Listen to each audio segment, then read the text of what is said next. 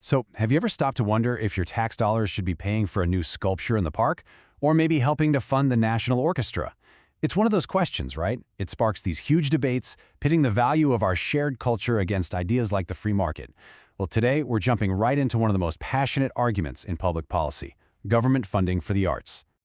Okay, so here's how we're going to break it all down. First, we need to get on the same page about what public culture even means. Then, we're going to dive into all the arguments for funding it, followed by the equally powerful case against it. After that, we'll see how this stuff actually works in the real world, and we'll wrap up with the biggest question of all. What is art really worth anyway? All right, first things first. What exactly is public culture? I mean, before we can argue about whether to fund it, we kind of have to agree on what it is we're even talking about. So when we say public culture, what we're really talking about is that whole creative world that's meant for everybody. Think about the big, famous national museums, or that small community theater down the street. It's even that statue in the middle of your town square.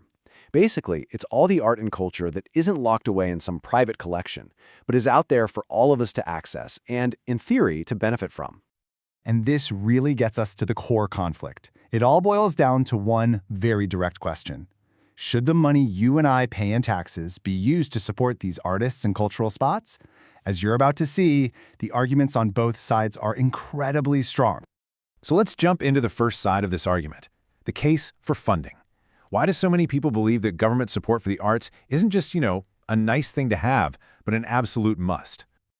The arguments for funding go way beyond just art for art's sake. Proponents make a huge economic case, right? They point to downtown areas brought back to life by theaters and galleries that pull in tourists and their wallets. They also see it as a massive educational tool for kids and adults. Plus, it helps build a sense of national identity, preserving the stories that define who we are. And this is a big one. It ensures that your access to culture doesn't depend on how much money you make. And finally, public money can help support those bold, weird, innovative projects that the commercial market might be too afraid to touch. This quote, wow, it really hits the philosophical heart of the pro-funding argument. The idea is that art is our collective story. It's the proof of our values, our struggles, our breakthroughs. And from that point of view, public funding isn't a handout at all. It's more like an act of preservation, making sure that future generations can read our signature. All right, so we've heard the case for funding. Now let's flip the coin and give the same attention to the other side, the case against funding. This is the argument for a much more hands-off, free market approach. Opponents of funding, they raise some really serious points. The biggest one is probably the free market argument. If a piece of art is really that valuable, people will pay for it themselves. The government shouldn't be in the business of picking winners. Then there's the fairness issue. Why should a construction worker's tax dollars go to an opera that they'll never see? People also worry about government control, the risk that funding could be used to push a certain message or even censor artists.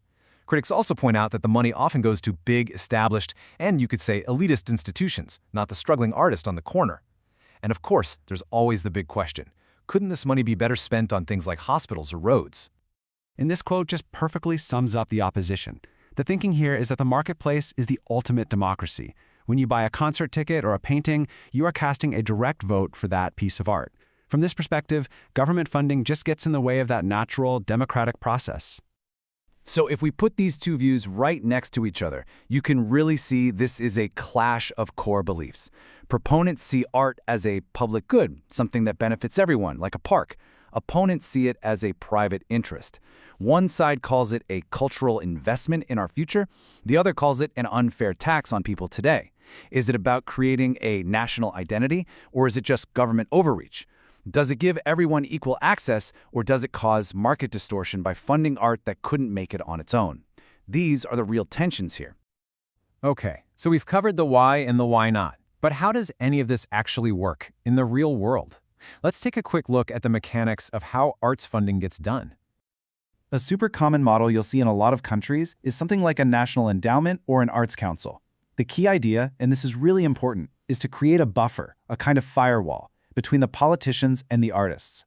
So even though it's a government agency, it's set up to be independent, making its choices based on artistic quality, not political trends. So how does an agency like that decide who gets the money? Well, it usually follows a pretty clear three-step process.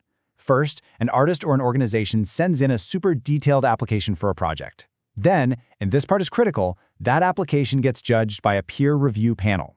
This isn't politicians. It's other artists, experts, and citizens who look at the application based on its quality and potential impact. And finally, based on what that panel recommends, grants get awarded. The whole goal is to make the process as fair and objective as possible. And that brings us to our final section, which is less about me giving you answers and more about leaving you with a big question to think about. What is art really worth? Because when you strip away all the arguments and all the numbers, that's what this is really all about. This isn't just about a line in a budget. The whole debate over funding public culture is really a debate about what we as a society actually value. Do we think of art as a luxury or is it a necessity? Is it a private thing or is it a public good? Your answer to that question probably tells you exactly where you stand on this entire issue. And so we're left with this one final massive question. If culture really is the soul of a nation, the expression of who we are, then who should be in charge of it? Who should be its keeper? Should it be the individual making their own choices, the free market with its supply and demand, or should it be the government acting as a guardian for all of us? That is the question at the very heart of this great debate.